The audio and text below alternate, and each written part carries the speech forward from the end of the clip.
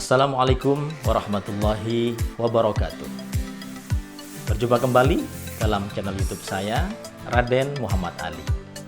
Dan kali ini kita akan membahas tentang hal-hal apa saja yang perlu diperhatikan atau dinilai oleh audiens ketika kita menyampaikan materi sebagai public speaker.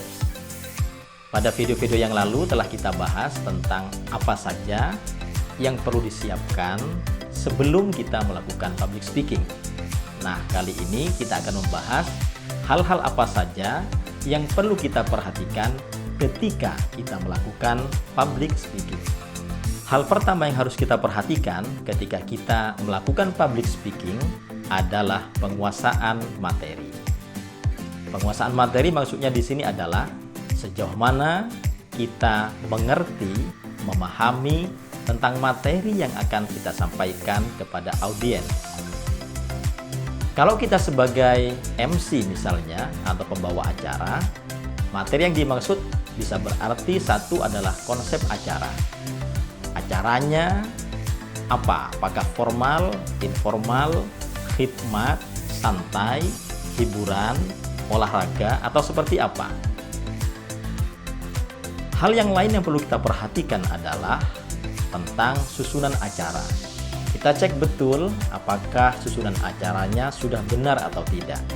Ingat, seringkali orang yang memiliki acara memasrahkan susunan acara kepada kita kadang-kadang.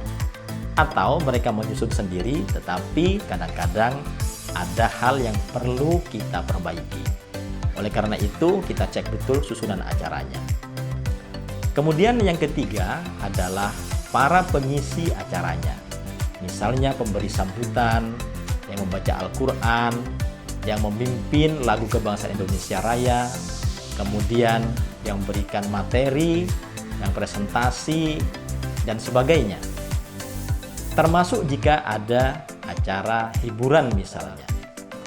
Katakan ada sebuah grup band yang akan memberikan performance di dalam acara yang kita pandu. Maka kita harus menguasai materi tentang band tersebut. Misalnya mulai dari nama bandnya, kemudian anggotanya ada berapa orang, vokalisnya siapa, apakah mereka pernah menghasilkan album, kalau iya album judulnya apa saja, di mana mereka mulai bertemu, penghargaan apa saja yang pernah mereka dapatkan, dan sebagainya.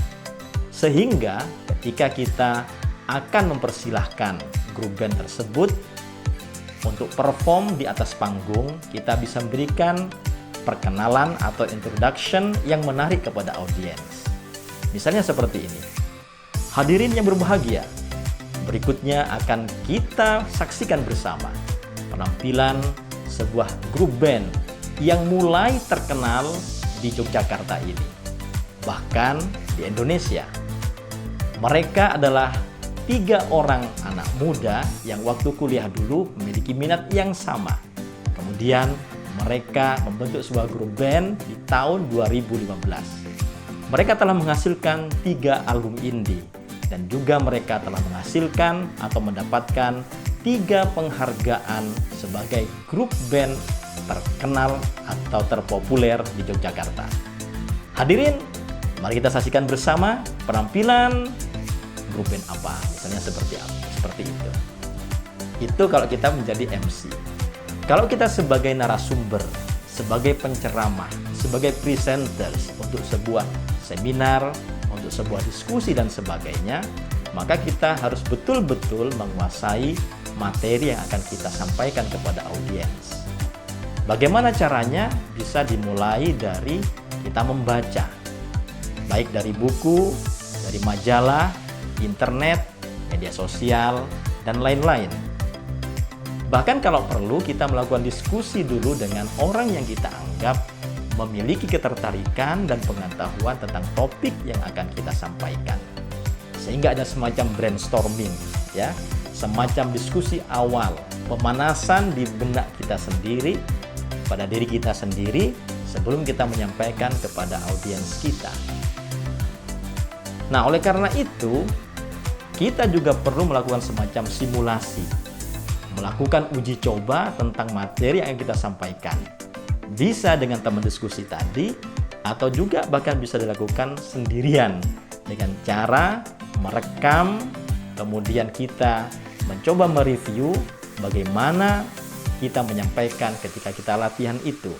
Apakah sudah cukup meyakinkan, ataukah masih ada sisi-sisi yang mungkin kita masih ragu, belum terlalu yakin, sehingga kita perlu menggali lagi, membaca lagi, sampai kita betul-betul merasa yakin dan menguasai materi yang akan kita sampaikan.